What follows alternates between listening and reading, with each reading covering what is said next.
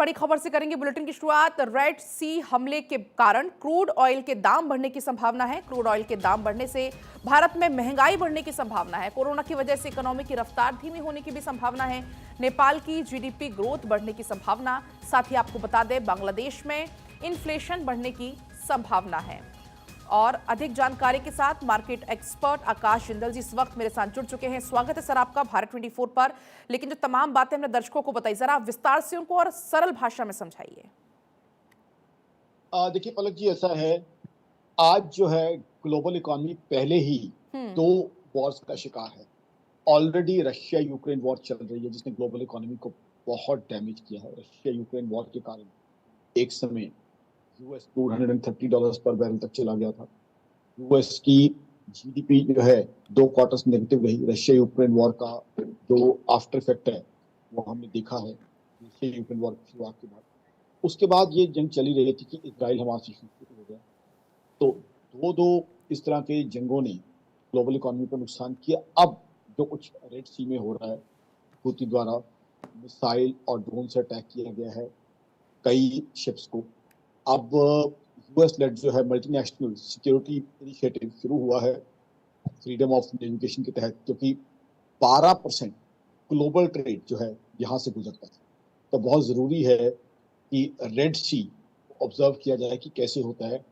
क्या जो drone attacks missile attacks हुए हैं उनको अगर टैकल किया जाना बहुत ज़रूरी है, क्योंकि ये 12% के करीब दुनिया भर का ग्लोबल ट्रेड का सामान यहाँ से गुजरता है। और हिंदुस्तान के लिए बड़ा इंपॉर्टेंट इसलिए है, क्रूड ऑयल कच्चा तेल यहाँ से गुजरता है और कच्चा तेल हमारी इकोनॉमी के लिए बहुत ज़रूरी है, बिकॉज पेट्रोल डीजल सभी उसके डेरिवेटिव्स हैं।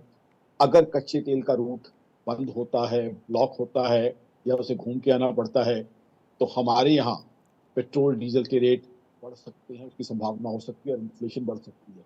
तो बहुत ज़रूरी है इस समय कि इन चीज़ों को मॉनिटर किया जाए, क्योंकि ऑलरेडी जैसे मैंने बताया रशिया यूक्रेन वॉर अपनी जगह चल रही है, इजराइल हमास इशू चल रहा है, ऊपर से ये रेड सी की जो है मिसाइल और ड्रोन अटैक की द्वारा ये आज की तारीख में ग्लोबल इकोनॉमी को कुछ हद तक तकलीफ दे रहे हैं, क्योंकि ग्लोबल इकोनॉमी का बड़ा हिस्सा या तो स्लोडाउन का शिकार है या रिसेशन का। इसलिए इस चीज को ऑब्जर्व करना ग्लोबल इकोनॉमी के लिए बहुत जरूरी है। साथ ही साथ कोरोना ने फिर दोबारा से जो है फैलना शुरू कर दिया है। अब वो भी बहुत जरूरी है कि उसको कंटेन किया जाए, हिंदुस्तान में ज्यादा ना बढ़ा जाए। तो आकाश जी, एक तरफ तो महंगाई बढ़ने की संभावना है, लेकिन दूसरी तरफ अगर हम बात करें मार्केट की, तो आज मार्केट कैसा रहने वाला है? देखिए, मैंने ओवरऑल आपको ग्लोबल इकोनॉमी की बात बताई, तो ग्लोबल इकोनॉमी और इंडियन इकोनॉमी दोनों का जो है सारी मार्केट्स के ऊपर इम्पैक्ट रहता है। चाहे इक्विटी मार्केट्स हो, चाहे रियल एस्टेट हो, चाहे बुलियन हो, सबके ऊपर इम्पैक्ट रहता है। बिकॉज अल्टीमेटली इकोनॉमी के हिसाब से मार्केट्स में चलना है, चाहे यूएस की मार्केट हो, इंडियन मार्केट हो, रियल एस्टेट हो, बुलियन मार्केट हो।